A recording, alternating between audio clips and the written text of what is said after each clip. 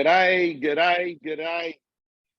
It is Monday afternoon, and I'm actually pleasantly surprised. I didn't think, I'm just looking even at our Zoom audience.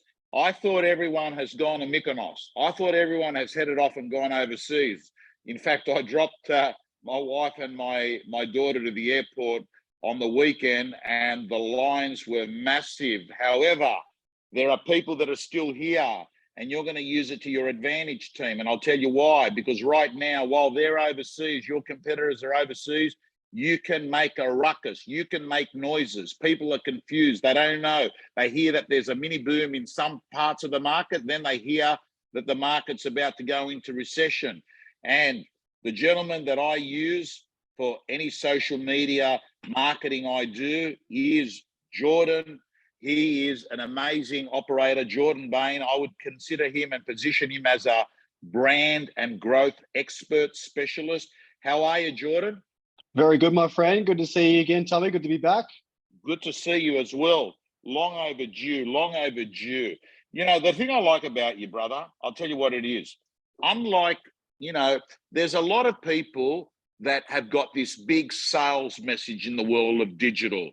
I'm going to get you 153 leads in the next, 8 weeks if you do this, right? So they jump in, and then, I have a chat with them in the coaching session. Oh, yeah, mate, she promised a lot, or he promised a lot.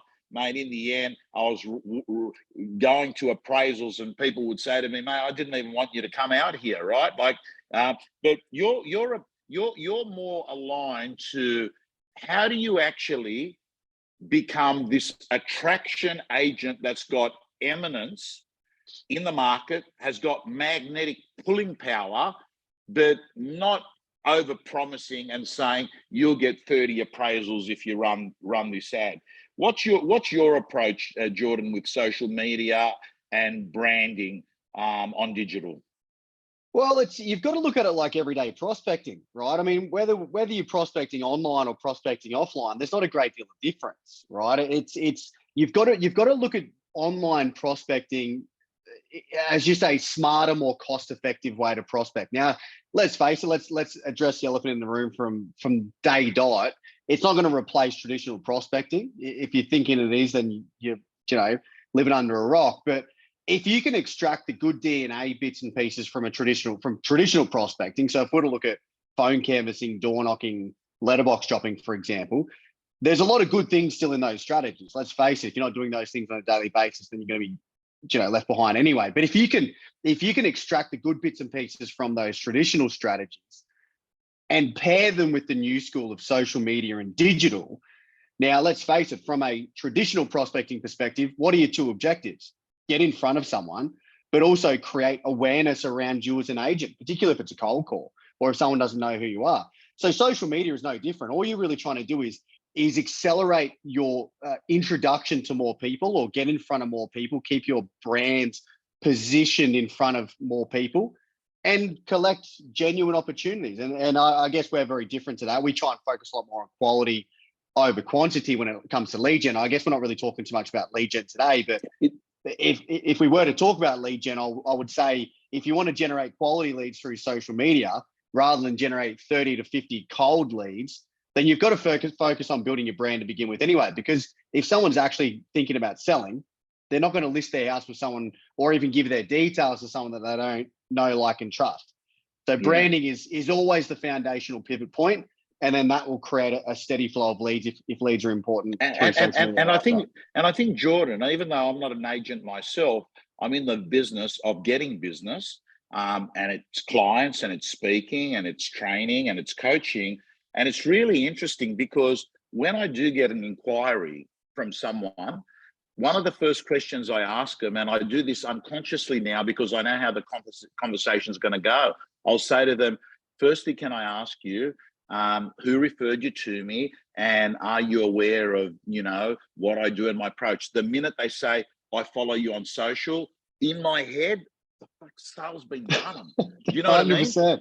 It's been done. That's all I'm waiting for, to see, are they in my tribe? Have they got the gist of what I'm about, right? If they turn around and say, no, listen, I I was Googling and you came up.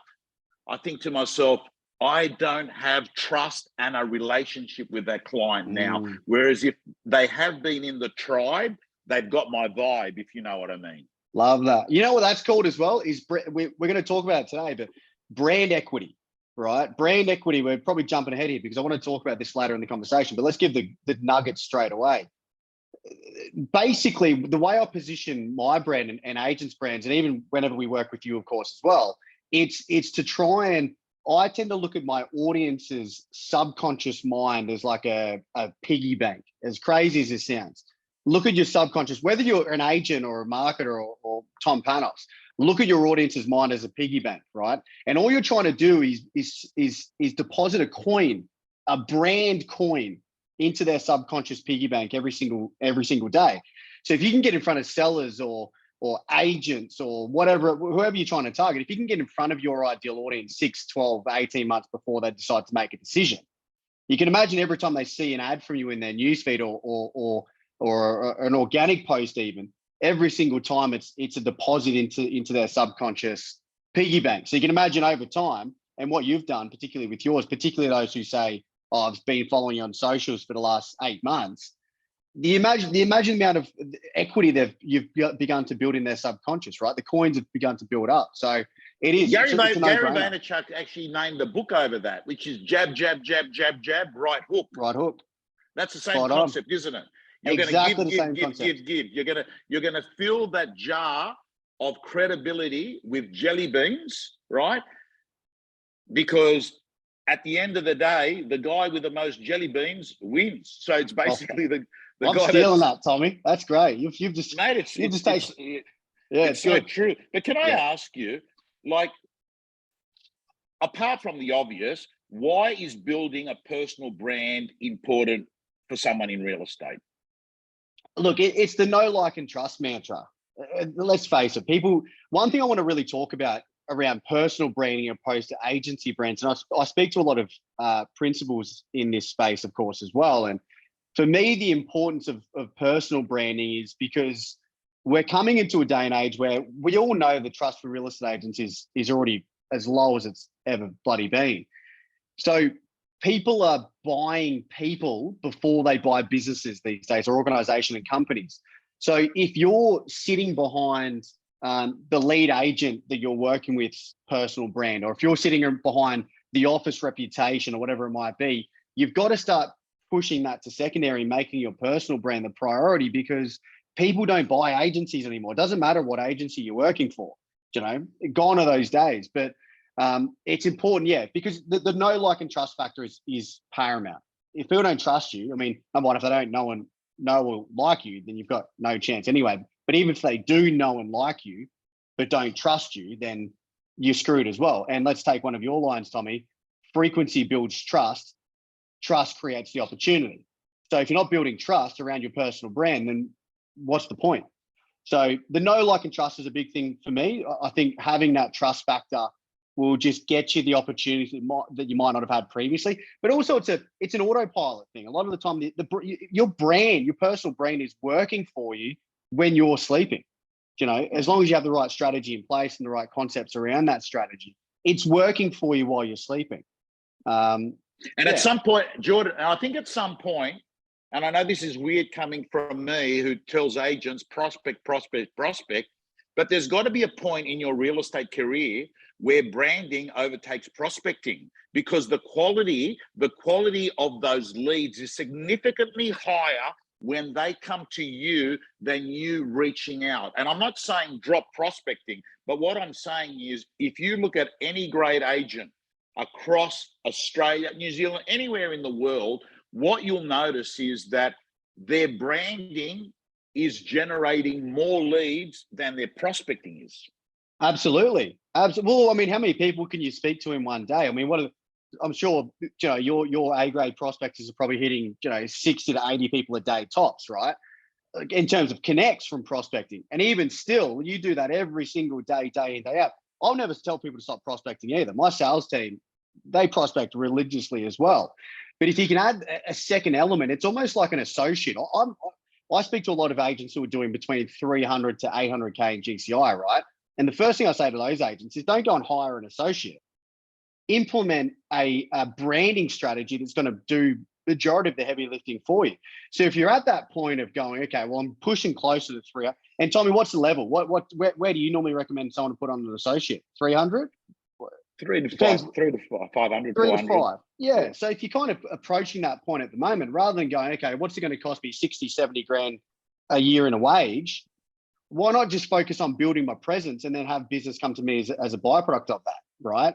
Because that's really what lead generation is. If you look at the top agents in the country, they don't have this whiz-bang lead generation strategy or social media experts or whatever it might be.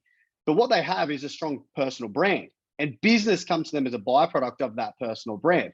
So you've got to really set the foundations. Forget about lead gen.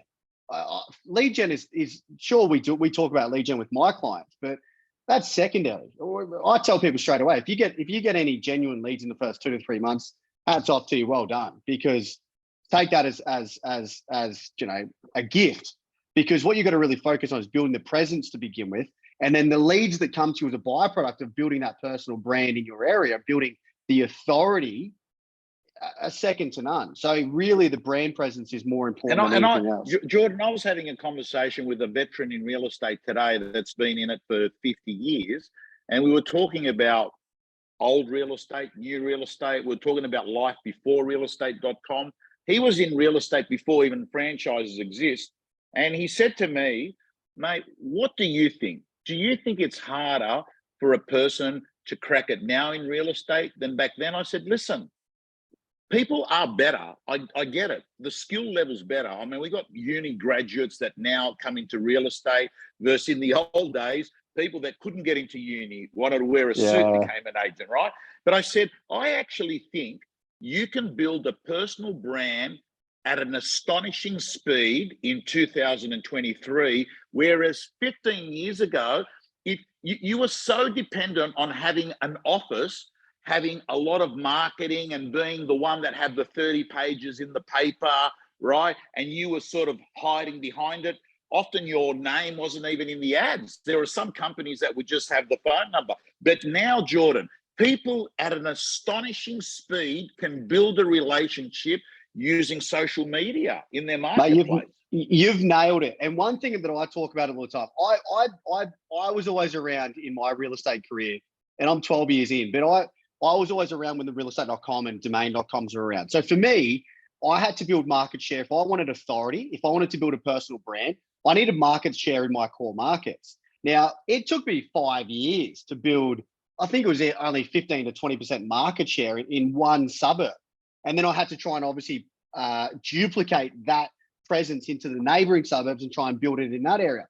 So in a traditional sense, and let's excuse, you know, I'm 32. So excuse my age group of people who are prior to realestate.com, but for the people who are the realestate.com, domain.com areas, you've kind of got 2 avenues you can go here. You can spend 3 to 5 years, right? 3 to 5 years to consistently hold 20 to 30% market share in your core markets. And I say consistently, and that goes on top of the 2 to 3 years it takes you to build that database, to even have that level of authority, to even build that. So let's call that 5 to 7 years to build an authority figure in your marketplace traditionally. That's what I mean, Tommy, to begin with. Traditionally meaning realestate.com and signboards. Mate, you can build, if you imagine hitting people's news feeds every single day for 12 to 18 months, you can pretty much accelerate what would normally happen. Now, sure, there's the people out there who are saying, hold up, there's no track record behind you. Of course, you got to back it up with a track record, and you need to have that level of stock behind you, but it's getting you in the door. And you wouldn't have previously been in that lounge room. If you've only got 5% market share, but you've got 100% of attention online, you're getting in the door. If you're not getting in the door, you're very least getting on the shopping list. Then once you're on the shopping list, you got to do your work from there and jazz it up. But it's an opportunity you wouldn't have had previously without having your personal brand front and center in front of people every single day. So that's the power of it. It can create opportunities you wouldn't have had previously. And as you said, to back up what you were mentioning before about, you know, building the brand, is you can do it in a far more accelerated pace than what it would have taken in the realestate.com domain area or yeah, even the price Jordan, is there any tips that you can share? Like, let's assume someone's watching this and they're saying, you know what, Jordan's spot on. Having a good personal brand is important, and we all know that, but we've talked about the reasons why. Are there things that you can suggest that can fast track and accelerate your personal brand? Absolutely. Let's give people some practical stuff to take away and actually go and implement, because I know first, before I sort of answer that question as well, Tommy, I know that there's a lot of stuff floating around. Agents are almost paralyzed by too much information, mate. So let's keep it super simple. What is the goal of every single agent in Australia and New Zealand at the moment?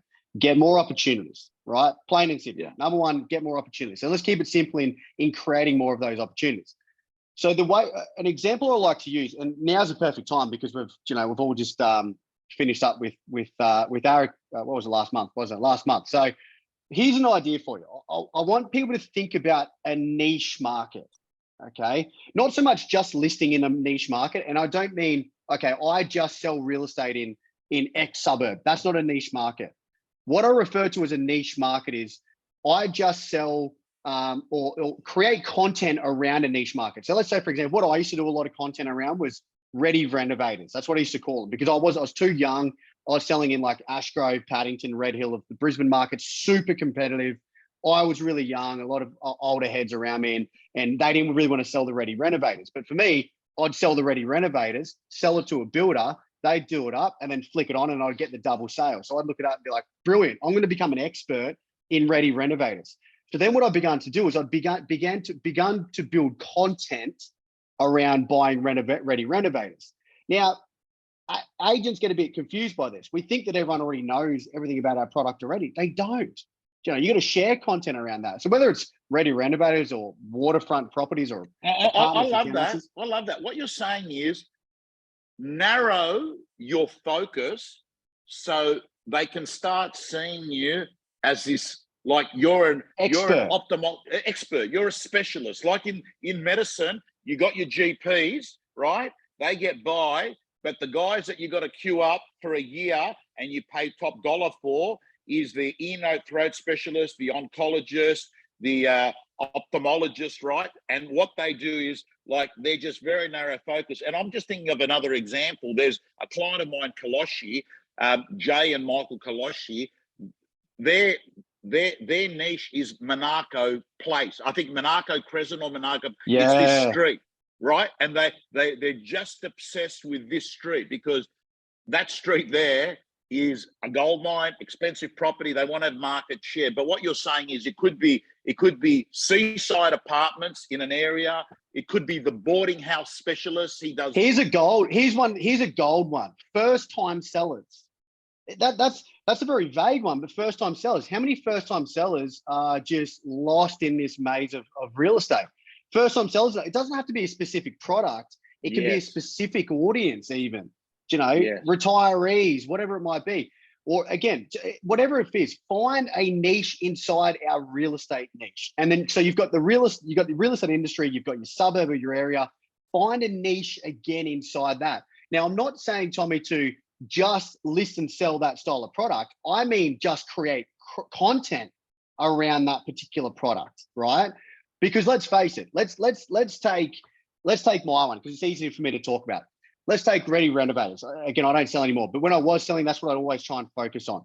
So when I talk, so then all of a sudden you can create different pieces of content throughout the week, because how many of your clients and my clients every single day, Tom, are just sitting there, wake up every day going, shit, I've got to make some content. I've got to put something on Facebook today, but I don't know what to do. I'm just paralyzed by all these ideas.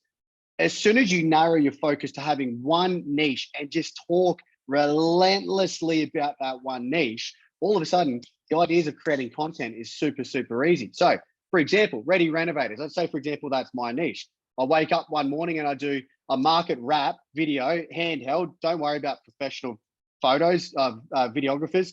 iPhone quality is optimized higher on Facebook and Instagram anyway. Why? Because they're trying to encourage people to create more content. So don't worry about getting this professional bloody media team to come follow you around. Get your phone out, record yourself, talk about a market wrap.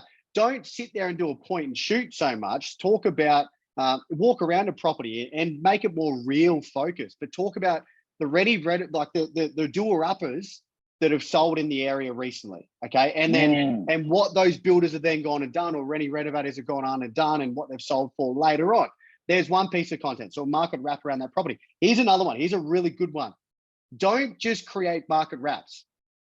Create what will X amount get you in X suburb. Okay. So let's say, for example, I list $800,000 properties in Ashgrove in Brisbane, right? Yeah. So rather than saying, here's the market wrap of what's selling in the area, go to one of your $800,000 listings and walk through it and say, hey, Jordan here, this is what $800,000 will get you in Ashgrove, right? Rather than just doing something generic, the amount of engagement you'll get from that will be far increased. There's a second piece of content. There we go. We're already up to 2. Another one is before and afters, right?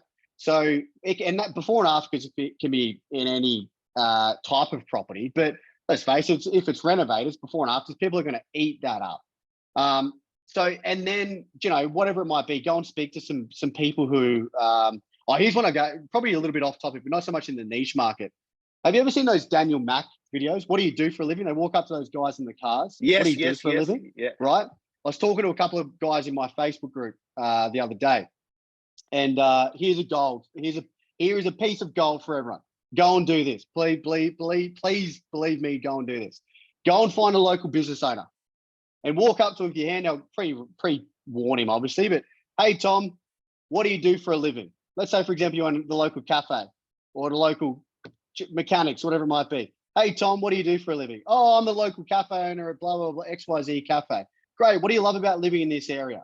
Oh, I love this, this, and this. Great. If someone was looking to move into this area, what advice would you give them? Right. So there's another piece of content. Now, again, that final one's probably a little bit off topic to your niche, but the first 4 are going to be very focused on your niche, and then you do more of a generic. And I've got to say, there's a guy on Insta and TikTok called Fonz. He's a bit of a do you know that guy Fonz?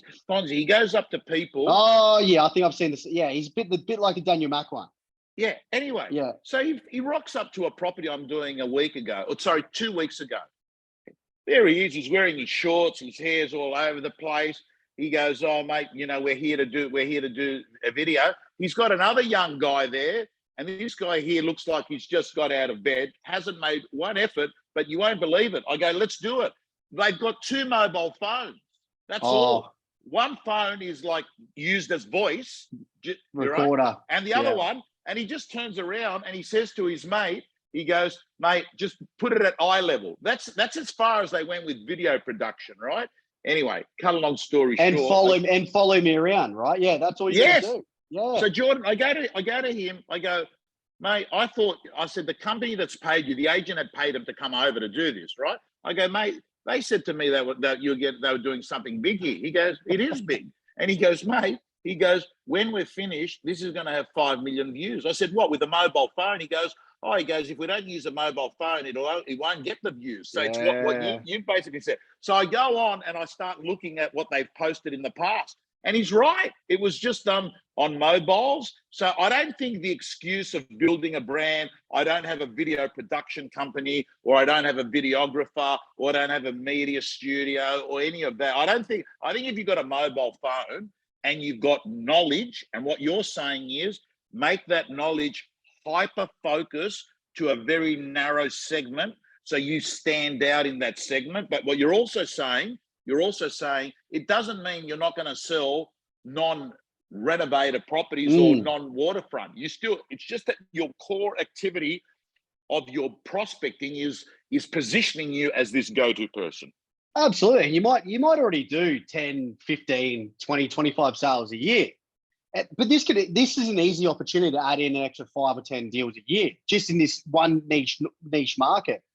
So absolutely, I think there's a wide open door for it because people aren't focusing that deep on it. But the other second thing to probably keep in mind here, Tommy, is there's a wide open door on social media. Everyone thinks that everyone's on social media, but no one's doing it effectively. No one's building their brand on social media. So there are a couple of things I'd do. I'd focus on quantity of content. If you're doing it organically, just focus on quantity of content. Don't worry about the quality of it. Even if it's shit, someone's going to watch it, and someone's going to take. And even if, tell you what, even if it's shit, probably would probably get more people watching it because it's so raw, you know. Mate, So don't worry about getting a. I put a post off about a week ago, and I must have had the wrong setting because there was no volume, right? There's no sound. So I've shot it and it's gone for a minute. Yet this thing still got 3,000 views, and a lot of people, and I'm thinking to myself, I actually get better stuff when I don't say anything, right? And then there's people commenting, oh, by the way, I know what you mean, but I can't hear you. So even something that had nothing in there still got engaged. Oh, that engaged. The comments would have been going crazy. So the algorithm would have been sitting there going, this thing's going off just from the comments alone. Hey, one more for you, Tommy, actually, on do's and don'ts. One more thing that pisses me off. Don't here, two do's and don'ts I'm going to talk about. Don't post a photo of your listing. Okay. Don't post a photo of your listing. Post a photo of you in front of your listing. Okay. Because how many times do you and I scroll through Facebook or Instagram and we see listing after listing? It's boring as beige paint. It's like, oh my God, I'm sick of seeing it. So people are going to follow you for your listings. Like you look at any Instagram or Facebook account. I love that. I just thought about it. I love that, Jordan. Man, listen, take a photo of it on your phone, even if it's the realestate.com ad. Use that as the green screen, your green background, screen, right? And then just appear in it. Hey, I'm sitting in front of 4 Fitzroy Street, Enmore, and get chatting. I reckon that's a great idea. Yeah. Hey, look, even if it's not, look, there's a lot of people out there, and I'm not gonna make excuses for them. But even the ones who are too scared to jump in front of camera, start by just getting yourself, even if it's a still image, just get one of your colleagues to take a photo of you looking sharp inside of the front, at the front of the front facade, right? And then post that rather than your generic hero shot just listed. The second do's and don'ts: stop posting rate my agent bloody reviews, because all you're promoting is rate my agent, right? So the amount of times I saw one the other day, I'm on the Sunshine Coast, so I saw one the other day. Someone had shared, I can't remember who it was, so it doesn't matter anyway. But they'd shared the rate my agent of the review, the writing, and I'm like, no one's going to look at this, right? Here's a do's and don'ts for the rate my agent reviews. Rather than posting your review directly from rate my agent, same deal. Get a photo, or better yet, a video. But let's start with a photo. Get a photo of you and your seller or you and your buyer in front of the sold sign out front of the house. Everyone smile and make sure you're in the photo. Make sure the agent's in the photo. Personal branding, right? So get a photo of you and your clients in front, and then post the review, the ad, the copy of the review, the writing as the bio or whatever it might be, or below. But it's a personal branded image all of a sudden. And people love that. People want to see social proof. People don't trust, let's be real. Do people even trust rate my agent reviews anymore or any of that stuff? I think I automatically, don't get me wrong. I think reviews are important because I will go off and I will do, as a consumer, my own digital interview and read up myself. But when someone actually takes a review and posts it, I mean, what are they seriously? Are they going to actually go post a shit review? They're not going to do that, right? So I know that when I see it, I think to myself, predictable, boring, that's what I expected. And you haven't even got the creativity of finding something else to post. So you're sending me back, a review. 100%, 100%. And I agree. Again, you need the reviews to create the credibility. Absolutely. But yeah, certainly just don't post your review, particularly if it's got rate my agent branding all over it. Personally, I wouldn't be doing that anyway. So yeah, there's another do and don't. Get a photo of your vendors, photo of your sellers. That type of engagement is huge. All of my clients, that's if they're struggling to get content, that's the first content piece that I tell them to go and get. Go and get some success stories of you and your sellers in front of a sold sign, because it's social proof. That's all people want to see these days. It's social proof. Okay, they've done it for someone else in the past. So, you know what I'd love to do, Jordan? I'd love at our next meeting, and let's try and do it, late July or August, if we could actually spend 30 minutes and do a topic on how to grow a following, right? Because I know that we were gonna touch on it, but I reckon it's a big subject that people want to talk about, right? And I want to do it as a separate video, which is more about, you know, how to get more people to look at your stuff. And it's easy. It's easy if you want to put in the time. This is the other thing. People don't want to put in the time of building a personal brand. They're happy to put in the time to build their database, but why should it be any different? I mean, ultimately, if you spend the time building a following, that's a second database. You know, I mean, the alternative to that is there's a shortcut to everything. Or not a short. No, there's not a shortcut to everything. I take that back. The hack to building a quick following is also running ads. But the other thing, you're going to be strategic with your ads, and you've got to back it up with some organic stuff as well. But absolutely, mate. Let's talk about that. We'll do that as the next topic. Now, let's do it, guys and girls. Jordan Bain, fastest way to track you down. I've already got clients. Like, I was having a coaching session with a client of mine today who's, you know, really happy using you. I referred them to you, Helen and Neil Manny on the Central Coast. Yes, love those two. Love those guys. Yeah, you know, they're actually, like, she's thinking the right stuff. She says, Tom, I need to get my connections up. I need to do this. So I'm actually thinking of actually just having this social media side not distracting me and doing just the little stuff, but having someone else. And I think she's either speaking to you or she's already had that conversation. Yeah, she's been on board for a while. Yeah. So Jordan, how do they get onto you? What's the look, fastest way? I'm a social media guy, so social media is probably the easiest way to get me. Jordan at jordanbain.io on Instagram, or Jordan K Bain on Facebook. So facebook.com/Jordan K Bain. Either or, send me a DM. But look, let's face it, I'll probably shop. My personal branding, I love this stuff. So from a personal branding side of things, let's be real, I'll probably shop in everyone's news shop on tomorrow people's anyway. reels. Exactly. So they're going to see me, or they're going to find me. They probably can't hide from me, and that is personal branding. That's probably one thing to leave the guys with, is the amount of times people are seeing my ads in their newsfeed. Imagine replacing my ads with their own ads and hitting sellers in their area. You know, so it's just about staying top of mind, and same deal. Like, I've been doing this for 5 or 6 years now, Tom, but I've got guys who have been following my content for years, 5 or 6 years, and they've only just booked a call. So, or just booked in with me, or just wanted to work with me. So it's no different from a vendor's perspective. Who says that the vendor is going to be ready to go tomorrow?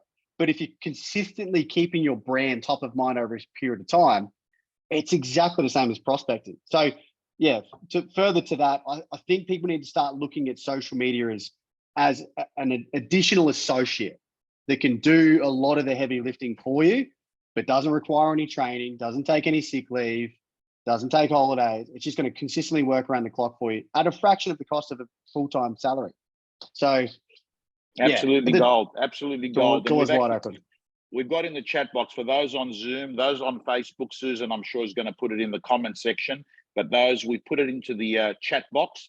There are his details that you can get a hold of him. Thanks, Susan.